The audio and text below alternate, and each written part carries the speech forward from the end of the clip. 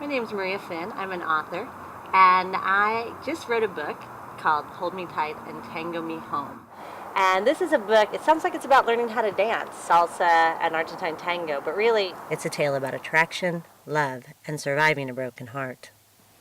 When I met my Cuban husband, I had found my ideal salsa partner.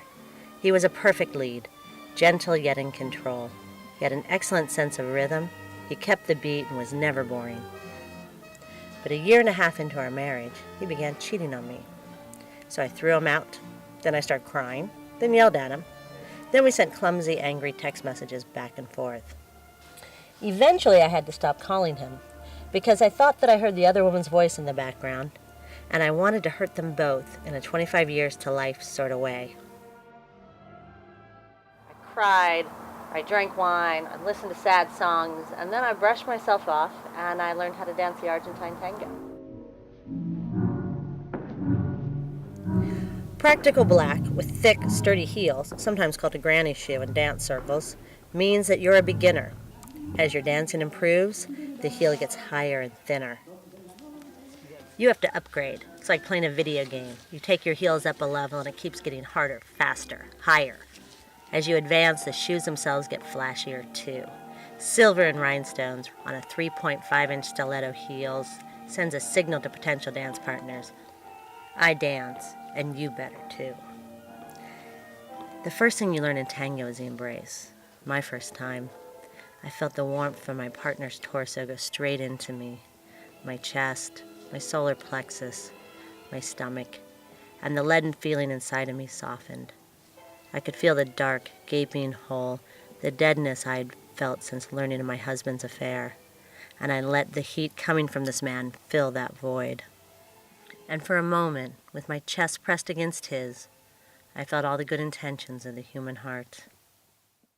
And what I learned is that for every person that falls in love, somebody falls out of love. It's about learning how to let go.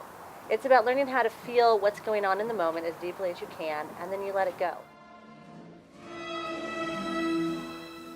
People of Buenos Aires are known as porteños, or people of the ports. Currents and winds once ushered in boats full of immigrants from the Mediterranean, carrying remnants of their homeland up the Rio de la Plata. Black slaves from Africa had been shackled and hauled there, and white slaves, mostly women from Eastern Europe, were tricked into moving there through marriage proposals and offers of a better life, not knowing until too late they were to be forced into working the brothels.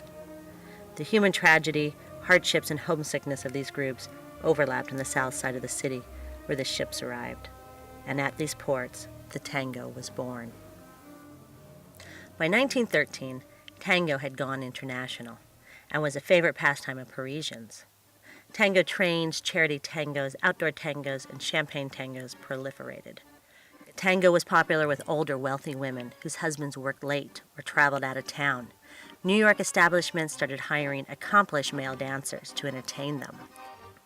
These young men were designated gigolos, the most famous being the tall, dark, and handsome immigrant from Italy, Rudolph Valentino. Valentino was having a hard time finding landscaping work in New York City, so he started dancing professionally. He worked his way from New York to Hollywood as a tango escort and teacher, and then started as an extra in silent films.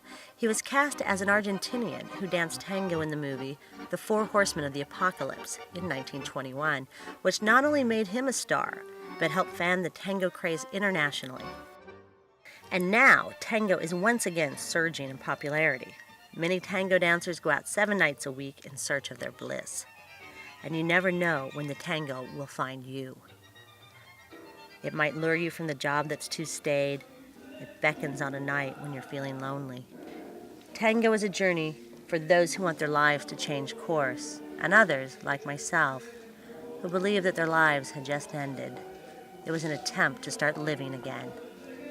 In Spanish, the term for the tango embrace is el abrazo, which literally means to hug. This embrace is a hug that doesn't pull too tight, last too long, or promise anything but a song's worth of pleasure. The tango begins and ends with the embrace. Oh, this book will change your life. Definitely. You'll look at life totally differently, and you're probably going to want to go out and Get yourself some nice dance shoes and a shiny outfit and start dancing.